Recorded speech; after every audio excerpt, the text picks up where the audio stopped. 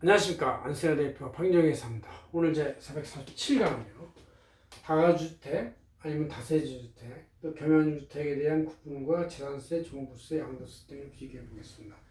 이게 다시 또 약간 주택시장이 불안하다고 해서 이제 이런 아파트 말고 이제 대체 투자로서 이런 거를 투자하는 사람들이 있어가지고 좀 알아보고 해야 되겠다 그런 얘기죠.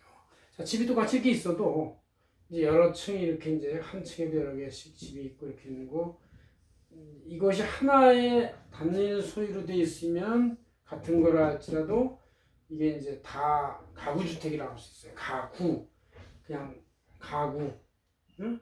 이 하나씩 들어가 있는지. 그런데 이제 이게 구분 등기가 되고 별도로 세대별 구분 등기가 되면 이것은 이때 우리는 다 여러 세대가 여러 독립된 하나의 그 가족을 가진 입보다도 더 큰 세대가 산다 그런 얘기죠. 하나의 세대가 산다 해서 이제 다세대주택이라고 해요. 그래서 거의 비슷한데 이 구분이 약간 애매하기 때문에 여러분들한테 특별히 그걸 말씀드리겠습니다.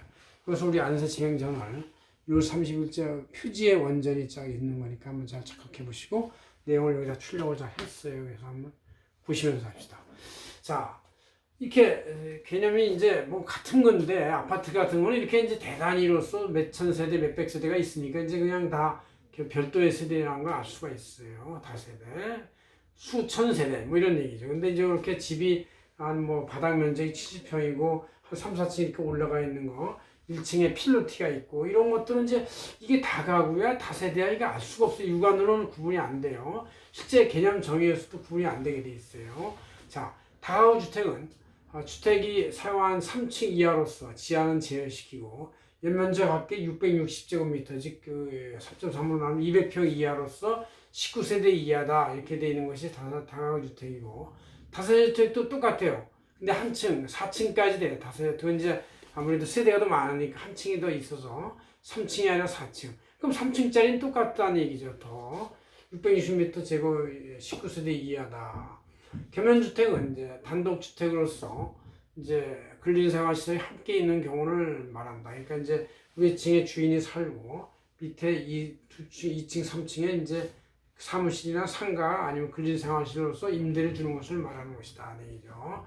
이 소유자로 구분하면 다가구 주택은 1인 한 명인데 물론 이제 부부가 공유할 수도 있고 자녀가 공유할 수도 있지만 어쨌든 그때는 개별로 방마다 집마다가 아니라 전체가 합유한 공유의 개념이다 그런 얘기죠. 그러니까 누구 것이 어느 몇 층이고 누구 것이 공유라고 해서 이렇게 층이 되어 있는 게 아니라 전체가 무조건 다 공유가 되어 있는 것이다 하는 얘기죠. 그러나 다세대주택은 다가구주택하고 모양도 비슷하고 층도 비슷하고 3층까지 아니면 4층까지 되게 된다지만 다수인 여기에 있는 각 세대별로 다 따로따로 구분 등기가 되어 있는 것이다. 그래서 구분 등기가 되기 때문에 주인이 같아도 여기도 구분 등기된 주인, 구분 등기된 주인, 구분 등기된 주인 이렇게 이제 주인이 같을 수 있지만 각각 구분 등기된 등기부등본이 따로따로 있다. 이렇게 이제 보시면 되겠습니다.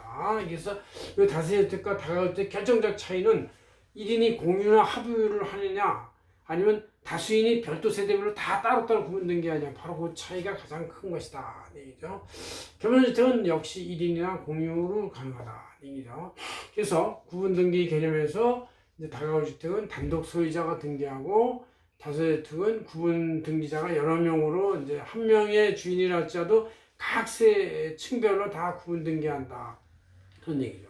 겸연주택은 단독 소유 등기한다.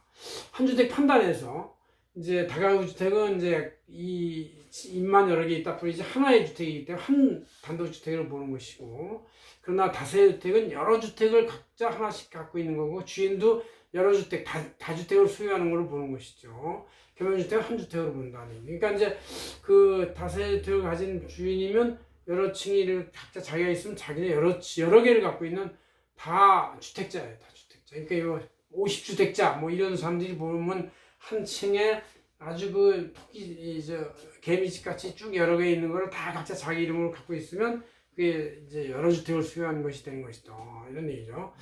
그래서 1세주택 비과세 개념에서 다가구 주택은 1주택이니까 가능한데 다세주택을 여러 개를 주인이 갖고 있으면 그래서 여러 개를 갖고 있기 때문에 1세주택 비과세가 안 되고 여러 주택을 소유한 것이 된다. 얘기죠.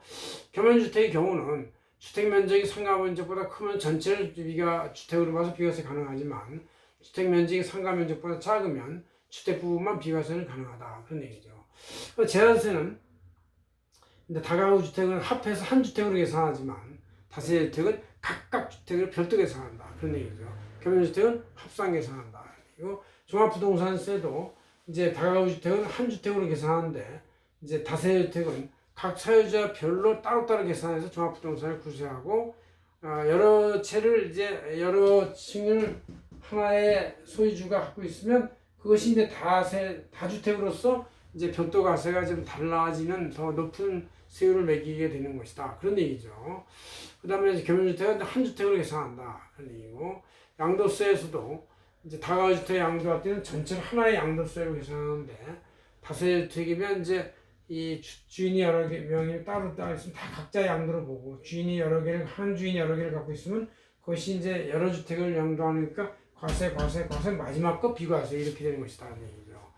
그 다음에 이제 겸연주택의 경우는 주택과 상가를 따로 계산해가지고 양도세를 별도 계산하면 된다. 그런 얘기죠. 그래서 이 주택 부분만에 대해서는 비과세가 가능한 것이 겸연주택이고 다가구주택이다. 그러나 다세주택은 마지막 한 구분 층만 비과세가 되고 앞에 층 거는 전부 다 과세가 되는 것이 원칙이다. 그런 얘기죠.